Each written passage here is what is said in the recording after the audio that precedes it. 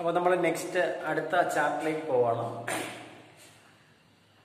അപ്പോൾ ഇനി വരുന്ന 5ാമത്തെ ചാപ്റ്റർ എന്ന് പറയുന്നത് മാഗ്നറ്റിസം ആൻഡ് മാറ്റർ എന്ന ചാപ്റ്ററാണ്. പിന്നെ ആ ചാപ്റ്റർ നിങ്ങൾക്ക് സെമിനാറായിട്ട് സ്കൂൾ തുറന്നതിന് ശേഷം അത് സെമിനാറായിട്ട് തരികയാണ്. അടുത്ത next chapter electro magnetic induction and AC എന്ന ചാപ്റ്ററിലേക്ക് പോകണം. Electro magnetic induction.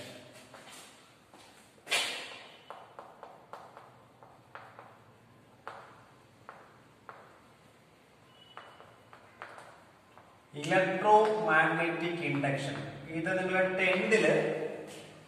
10th പഠിച്ച ഒരു ചാപ്റ്റർ ആണ്. ഇലക്ട്രോ മാഗ്നറ്റിക് ഇൻഡക്ഷൻ വൈദ്യുത കാന്തിക പ്രേരണം എന്ന് പറഞ്ഞ് മലയാളത്തിൽ പഠിച്ചിട്ടുണ്ട്. അപ്പൊ അതിലേക്ക് പോകുന്നതിന് മുമ്പ് 1-2 കാര്യങ്ങൾ മാഗ്നറ്റിസം എന്ന ചാപ്റ്ററിൽ വേണ്ടി വരുന്ന, അതായത് ഈ ചാപ്റ്ററിൽ വേണ്ടി വരുന്ന ആ ചാപ്റ്ററിൽ 1-2 കാര്യങ്ങൾ പറയാണ്. മാഗ്നറ്റിക് ഫ്ലക്സിനെ കുറിച്ച് പഠിച്ചിട്ടുണ്ട്. മാഗ്നറ്റിക് ഫ്ലക്സ്, മാഗ്നറ്റിക് ഫീൽഡ് അറിയാം. മാഗ്നറ്റിക് ഫീൽഡ് എന്താ? മാഗ്നറ്റിക് ഫീൽഡ് ഒരു മാഗ്നറ്റിന് ചുറ്റുമുള്ള സ്പേസ് ആണ്. മാഗ്നറ്റിക് ഫോഴ്സ് ആക്ട് ചെയ്യുന്ന സ്പേസ് ആണ് ഏത്? മാഗ്നറ്റിക് ഫോഴ്സ് ആക്ട് ചെയ്യുന്ന സ്പേസ് ആണ് മാഗ്നറ്റിക് ഫീൽഡ് എന്ന് പറയുന്നത്. ആ മാഗ്നറ്റിക് ഫീൽഡിന്റെ ക്വാണ്ടിറ്റൈസ് ഫാക്ടർ ആണ് ഏത്? മാഗ്നറ്റിക് ഫ്ലക്സ് എന്ന് പറയുന്നത്. Just like electric flux. Electric flux പോലെ electric field, electric flux. Electric field എന്ന് പറയുന്നത് വെക്ടർ ക്വാണ്ടിറ്റി ആയിരുന്നു, ഇലക്ട്രിക് ഫ്ലക്സ് സ്കേലാർ ക്വാണ്ടിറ്റി ആയിരുന്നു. അതുപോലെ തന്നെയാണ് മാഗ്നറ്റിക് ഫീൽഡ് വെക്ടർ ക്വാണ്ടിറ്റി ആണ്, മാഗ്നറ്റിക് ഫ്ലക്സ് എന്ന് പറയുന്നത് സ്കേലാർ ക്വാണ്ടിറ്റി ആണ്. എങ്ങനെയാണ് ഫ്ലക്സ്? എന്താണ് മാഗ്നറ്റിക് ഫ്ലക്സ് എന്ന് പറഞ്ഞു കഴിഞ്ഞാൽ? ഇലക്ട്രിക് ഫ്ലക്സ് എന്തായിരുന്നു? Number of electric field lines penetrating through a given surface perpendicular to the surface, അല്ലെങ്കിൽ ആ സർഫസിന് പെർപെൻഡിക്കുലർ ആയിട്ട് കടന്നു പോകുന്ന ലൈൻസിന്റെ എണ്ണം. മാഗ്നറ്റിക് ഫ്ലക്സും അതുപോലെ തന്നെയാണ്. ഒരു സർഫസിന് പെർപെൻഡിക്കുലർ ആയിട്ട് കടന്നു പോകുന്ന ലൈൻസിന്റെ, മാഗ്നറ്റിക് ഫീൽഡ് ലൈൻസിന്റെ എണ്ണമാണ് ഏത്? മാഗ്നറ്റിക് ഫ്ലക്സ് എന്ന് പറയുന്നത്. മാഗ്നറ്റിക് ഫീൽഡ് ലൈൻസിന്റെ മെഷറാണ് മാഗ്നറ്റിക് ഫ്ലക്സ് എന്ന് പറയുന്നത്. ആ ഫ്ലക്സ് എങ്ങനെ മെഷർ ചെയ്യും? അതായത് നമ്മൾ ഒരു ലൂപ്പ് സങ്കല്പിക്കേണ്ട, ഏരിയ സങ്കല്പിക്കണം. ഇതൊരു ഏരിയ, ഇതിനകത്തൊരു മാഗ്നറ്റിക് ഫീൽഡ് പോകണം സങ്കല്പിക്കുക. മാഗ്നറ്റിക് ഫീൽഡ് എല്ലാ സബ്സ്റ്റൻസുകളെയും പെനിട്രേറ്റ് ചെയ്യും. മാഗ്നറ്റിക് ഫീൽഡ് പോവാണ്. ഈ പ്ലെയിനിന് ഒരു ഏരിയ ഉണ്ട്. ഈ പ്ലെയിനിന്റെ ഏരിയ എങ്ങോട്ടാണ്? ഏരിയ പ്ലെയിൻ എന്ന് പറയുന്നത് ഇതാ ഇതിന് പെർപെൻഡിക്കുലർ. ഇങ്ങനെയാണ് ഏരിയ പ്ലെയിൻ വരുന്നത്. ഇതാണ് ഏരിയ പ്ലെയിൻ. ഇങ്ങനെ പിടിച്ചാൽ ഇതാ ഏരിയ പ്ലെയിൻ. ഏരിയ പ്ലെയിൻ ഈ പേന ഡയറക്ഷൻ ഓഫ് ഏരിയ എന്ന് പറയുന്നത്. അപ്പൊ ഡയറക്ഷൻ ഓഫ് ഏരിയയും ഫീൽഡും ഒരേ ഡയറക്ഷനിലാകാം, ഡിഫറെന്റ് ആകാം. അപ്പൊ ഇതിനകത്തൂടെ കടന്ന ഫീൽഡും ഏരിയയും മേക്കുന്ന ആംഗിൾ തീറ്റയാണ് സങ്കല്പിക്കുക. അതായത് ഇങ്ങനെ ഇതൊരു സർഫസ് ഞാൻ സങ്കല്പിച്ചു. ഇതൊരു സർഫസ്. ഈ സർഫസിന്റെ എലമെന്ററി ഏരിയ, ഒരു ചെറിയ ഏരിയ DS സങ്കല്പിച്ചു. DS ചെറിയൊരു സ്മോൾ എലമെന്ററി ഏരിയ DS സങ്കല്പിച്ചു. അപ്പൊ ഇവിടുത്തെ ഏരിയ കമ്പോണന്റ് എന്ന് പറയുന്നത് ഇങ്ങോട്ടാണ്. ഏരിയ ഇങ്ങോട്ടാണ്. ഏരിയ മാഗ്നറ്റിക് ഫീൽഡ് ഇങ്ങോട്ടാണ്. മാഗ്നറ്റിക് ഫീൽഡും ഏരിയയും മേക്കുന്ന ആംഗിൾ ഞാൻ തീറ്റ നിലയ്ക്കാണ്. ആ തീറ്റയുടെ വാല്യൂ 0 വരാം, 90 വരാം, 180 വരാം, എത്രയും വരാം. അപ്പൊ ഇപ്പൊ ഞാൻ തീറ്റ നിർത്തേക്കാണ്. അങ്ങനെയാണെങ്കിൽ മാഗ്നറ്റിക് ഫീൽഡിന്റെ കമ്പോണന്റ് ഏരിയ ഡയറക്ഷനിൽ എത്രയാണ്? ഡയറക്ഷൻ ഓഫ് ഏരിയ എടുത്തു കഴിഞ്ഞാൽ ഇത് B cos θ അല്ലേ? B cos θ അല്ലേ?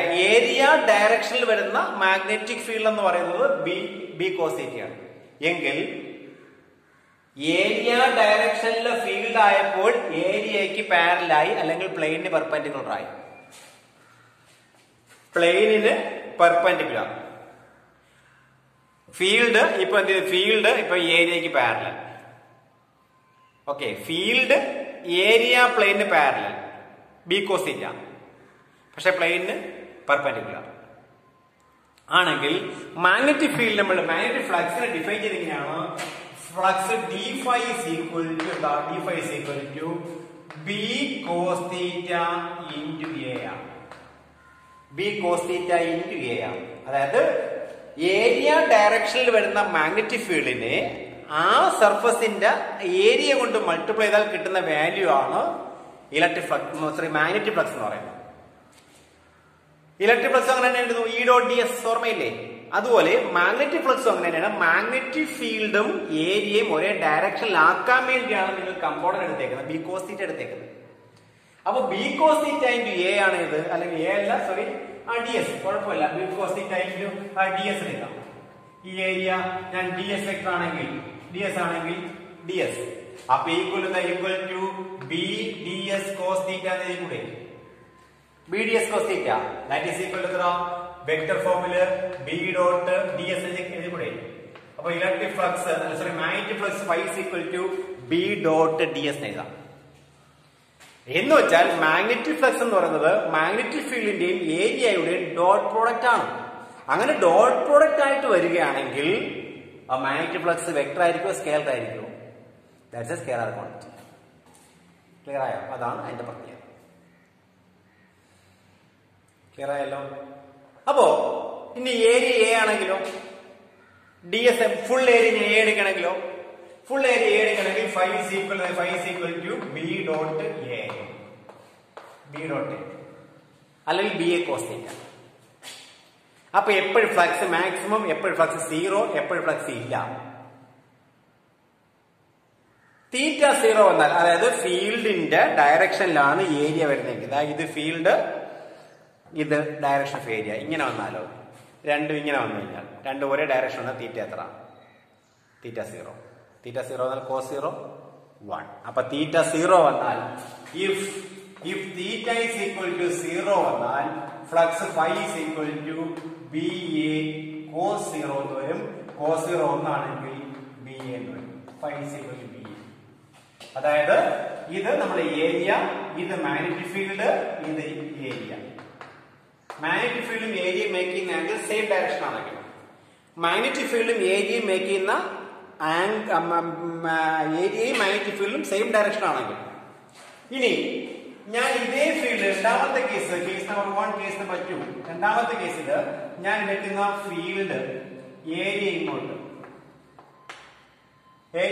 ഫീൽഡ് മുകളിലോട്ട്. ഫീൽഡും ഏരിയയും പെർപെൻഡിക്കുലർ ആയാലോ? ഫീൽഡും ഏരിയയും പെർപെൻഡിക്കുലർ ആയാൽ തീറ്റ എത്ര? തീറ്റയുടെ വാല്യൂ എത്ര? തീറ്റയുടെ വാല്യൂ 90 വരും. 90 കോസ് 90 എത്ര? കോസ് 90 സീറോ അല്ലേ? അപ്പൊ ഫ്ലക്സ് ഇല്ല, ഫ്ലക്സ് phi സീറോ ആണ്. അപ്പൊ ഫ്ലക്സ് ഇല്ലാതാകുന്ന, വാനിഷ് ചെയ്യുന്നത് എപ്പോഴാണ്? ഫ്ലക്സ് വാനിഷ് ചെയ്യുന്ന എപ്പോഴാണ്? ഇലക്ട്രിക് ഫ്ലക്സ് വാനിഷ് ചെയ്യുന്നത് ഏരിയ പ്ലെയിന് പെർപെൻഡിക്കുലർ ആയിട്ടാണ് മാഗ്നറ്റിക് ഫീൽഡ് വരുന്നതെങ്കിൽ ഫ്ലക്സ് ഇല്ല. അപ്പൊ 180 വന്നാലോ? അതായത് അടുത്ത കേസിൽ കേസ് നമ്പർ 3, കേസ് 3 ഇത് നമ്മളെ കോയില്, ഇത് ഏരിയ പ്ലെയിൻ, ഇത് ഫീൽഡ്. ഇങ്ങനെ field opposite, area plane opposite field. Field നമുക്ക് എങ്ങനെയാ പറയാമല്ലോ, നമ്മൾ കൊടുക്കുന്ന എക്സ്റ്റേണൽ ഫീൽഡ് അനുസരിച്ച് ഡയറക്ഷൻ നമുക്ക് മാറ്റാൻ പറ്റും. അപ്പൊ ഫീൽഡ് ഇങ്ങനെ വന്നാലോ ba cos theta, തീറ്റ എത്ര?